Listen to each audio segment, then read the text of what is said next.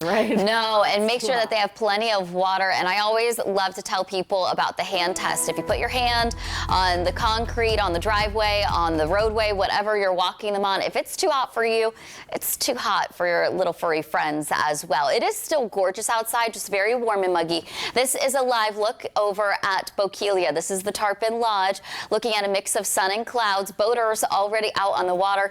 And hey, I don't blame them. They're probably just trying to find a way to stay nice and cool on this sizzling Sunday. Temperatures right now are going to be near 80 degrees under plenty of sunshine. Fort Myers Page Field sitting at 81, 80 over at RSW, 83 down at the Naples Airport. As we head into the afternoon, we're going to see those afternoon highs top out in the low to mid 90s by about 10 o'clock this morning. Looks like these models updated. Before it was saying 11, so now by about 10 o'clock it looks like it's going to already feel like it's in the triple digits, with those feels like temperatures increasing into your afternoon up to 110 degrees for today.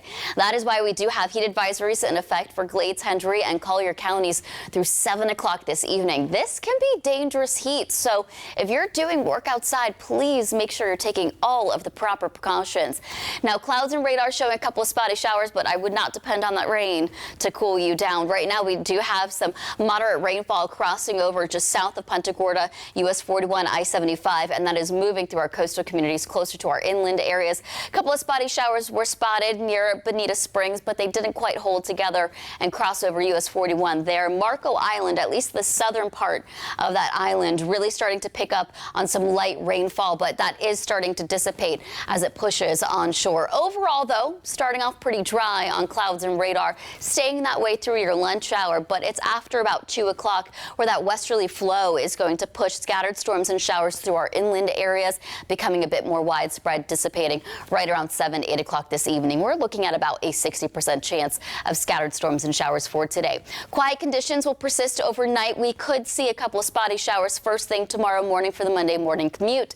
These models really favoring Port Charlotte south all the way through Fort Myers Beach, and it looks like that is the trend through your lunch hour, but really the bulk of all of the rain going to focus inland after about 2 o'clock. Scattered storms and showers lingering around until about 10 o'clock in the evening. Even with the rain, it's the heat that I think is the big weather headline. Lehigh Acres right now, the air temperature sitting at 80 degrees. That feels like temperatures already at 87. We're forecasting a high of 94 in Arcadia, 93 Lehigh Acres, 93 Naples, 95 down in Golden Gate and Marco Island. So if you wanted to get out on the boat, no advisories with your marine forecast. Today's winds coming into the southwest, anywhere between 5 to 10 miles per hour.